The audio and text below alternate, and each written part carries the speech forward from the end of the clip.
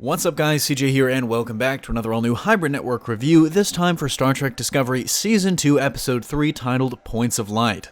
Points of Light is primarily split up into three parts. First, Burnham investigating the Spock mystery with an old friend, our first update on the state of the Klingons, and Tilly's command training. The episode opens with Burnham struggling to understand the red signals, and things get even more complicated with the arrival of Spock and Burnham's mother, Amanda, who reveals that Spock's situation is a little bit more complicated than it seems. Somehow, Starfleet believes Spock murdered his doctors and escaped the starbase, something that Amanda, Burnham, and Pike sincerely doubt. Another twist comes when Amanda reveals that Burnham was actually saved after the lodged extremist attack on her learning center as a child because Spock had a vision about the Red Angel that told him where she was. And we get a new hint that Burnham somehow hurt Spock in the past, and she says it was basically for his own safety. She had to drive him away so that the logic extremists wouldn't target him, but there's no revelation there yet about what exactly she did. Meanwhile, we see Ash, Tyler, and L'Rell for the first time, with L'Rell and the unified Klingon Empire showing off the D7 and their new haircuts, showing that L'Rell's rule is also tenuous at best,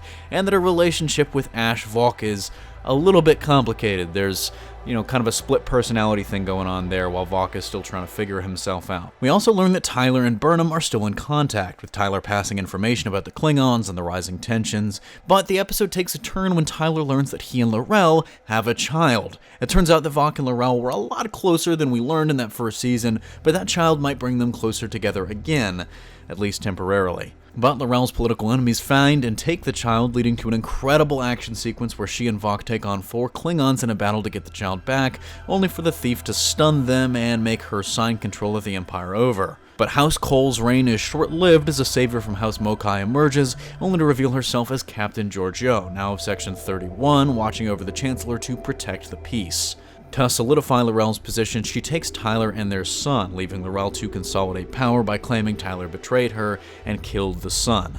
But in Tilly's part of the story, she's continuing her command training despite the intrusions from her middle school friend, who we learned last episode is actually dead and is a vision appearing only to her. This comes to a head when the intrusive ghost interrupts her during training with Captain Pike, demanding to speak to the real captain, who she says is pale and blonde, Stamets maybe, which leads to a meltdown on the bridge. But with the help of Burnham, they come to the conclusion that her vision was just a result of her dark matter shock, which was caused because of the exposure that she had to spores from the Terran universe, which they use dark matter to pull out of her, revealing that this hallucination was actually some weird fungal being. All in all, the format of this episode was very reminiscent of the first season in a lot of ways, and while it wasn't quite as appealing as the standalone episode last week, it moved multiple plots forward while providing incredible intrigue from the Klingon storyline. When you think about it, it was actually kind of a backplot episode, as the Spock and Red Signal arc was largely shelved, put on the back burner, while some other subplots returned to the forefront. But the real highlight of the episode was seeing Shazad Latif as Lieutenant Tyler / Vok. I mean, his performance when struggling with his identity was the highlight of last season. That's when last season really started getting good.